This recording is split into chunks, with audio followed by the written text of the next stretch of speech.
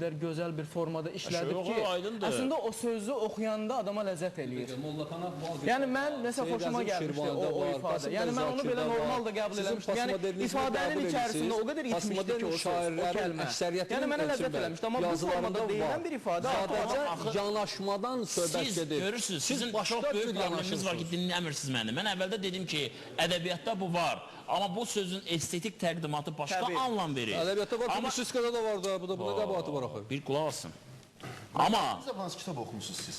Mən kitab redaktə edirəm. Hansı kitab redaktə edirəm? Mən Nadir Şahı redaktə eləmişəm. Mən Nadir Şahı bərbad əsərdir. Mən o redaktəsi çox bərbad yeri gəlmişəm. Nadir Şahı əsəri özü də bərbaddır, redaktəsi də bərbaddır. Buyurun. Mən onu oxudum adam kimi deyirəm. Və mənim kimi yüzlərlə adam bu sözü təsdiq edir. Buyurun. Baş Dövlət Universiteti Cümhuriyyət Fakültəsi 1-ci kurs tələbəsi Paşayev Ramil. Qəşəng müəllimin şeirlərini mən belə təqdim edə bilərəm ki, onun şeirləri mən ciddi şeir kimi qəbul eləmirəm. O yumarik şeirlərdir, onların şeirləri. Şəxsən mən belə şeirləri... Tənqidə niyə dözmürsünüz? Tənqid edir. Oxucun da. Dözmürsünüz. Heç nə demədi, bircə kəlmə söz dedi. Bir kəlmə sözə dözə bilmirlər. Sözümü qurtarmamışam. Tənqidə dözə bilmir, yanlışlığa dözə bilmir. Qoy bu desində fikrini, nə olar, oxucunuzdur. Ağzında qoydu kəlməsini, görürsünüz. Sizin yazıcı dostluğunuz müğənniləri bu şəkildə kobudcasına təhqir eləyir. Deməli, biz qəbul eləməliyik. Amma bizim cavan bir jurnalistimiz, universitet tələbəsi... Tələbə ziyalı, sabahın ziyalısıdır. Başqa cür, siz bunu qəbul eləmirsiniz. Yox, onu tənqid eləsin. Mən bu deyək ki, qoy desin, deyib qutarmıyır. Ona deyək ki, qatıqdır. Axı deyib qutarmıyır, bəlkə yanlışlığı deyir. Tənqidi demirəm, yanlışlığı deyir. Dinləyin axı, ay qəşəm, mən bir dinləyin. Buyurun. Bakı Dövlət Universitetinin Jurnalistika Fakültəsinin tələbəsi İmam Verdiyev Şubay. Mən Hafiz Mirzənin yazılarına öz münasibətimi bildirmək istərdim. Əvvəla qeyd etmək istərdim ki, ədəbiyyatın vəzifəsi, funksiyası insanı tərbiyələndirmək, maarifləndirməkdir. Bəs bu günlər müasir Azərbaycan gəncləri bu yazıları oxuyanda buradan necə maariflənə yaxud da tərbiyələnə bilər? Bu sualı mən Hafiz Mirzəyə verirəm, istərdim ki, cavablandırsın bunu. Mən başqa cür sənə sual verərdim. Bilirsiniz, Hafiz Mirzənin yazısında olan kobudluq və o ifadə ilə mən də razılaşmıram. Amma onun söylədiyi həqiqətlər var. Axı bizim bəlli müğənnilərimiz var ki, doğrudan da öz əxlaqları ilə bütün cəmiyyətimizdə zərbə vururlar. Və biz bununla mən də razılaşmıram.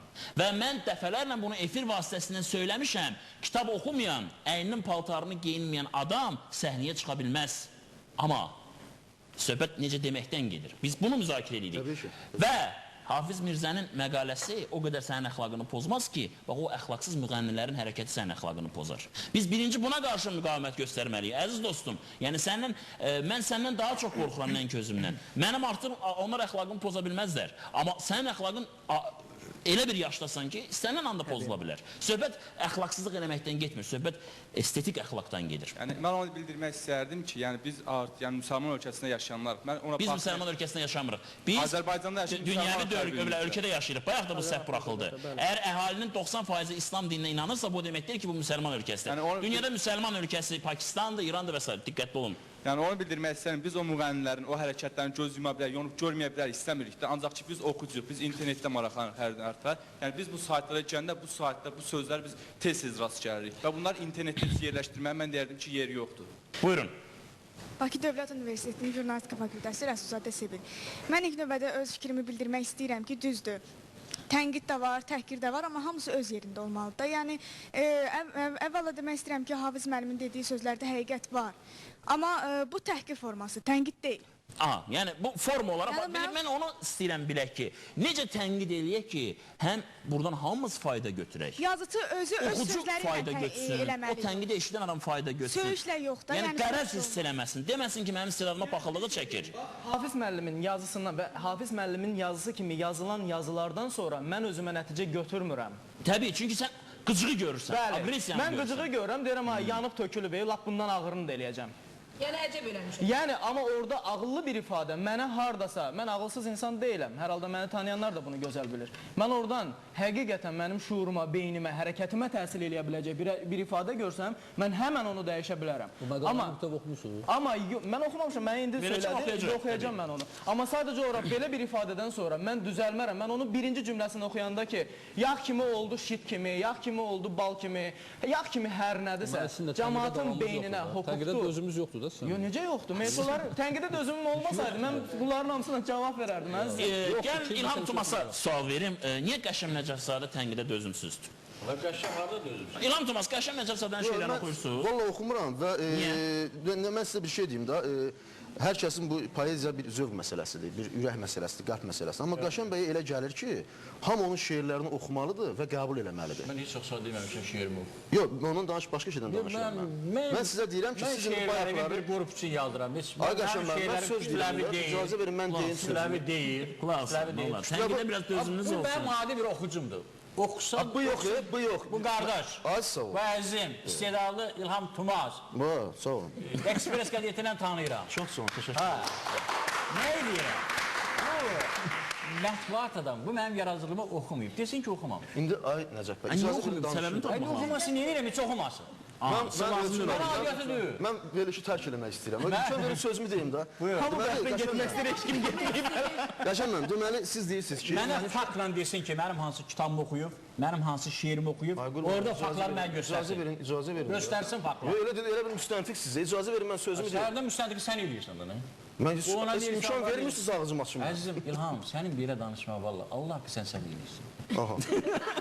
Sən. Həzrətlər baş haqqı Əslində Qəşəm mənim sözümdə bir dənə həqiqət var. Çünki onu tam yəni o yaradıcılığından Mən də onu deyirəm. Onda bir fakt göstər. Fakt. Nə faktı göstərir? Niyə oxumamısan? Bizim faktla nə işimiz var? Mən sizə deyirəm ki, sizin şeirlərinizi oxumamışam. Başımı daşa döymüşəm, qələt eləmişəm, nə eləmişəmsə, oxumamışam. Mən icazə verin o sözümü deyim. Niyə? Deyim. Niyə? İcazə verin də deyim də. Hoca əsəbləşdim, mənim ayağım əsdir. Qəşəm müəllim. Tənqidə dözümün olsun.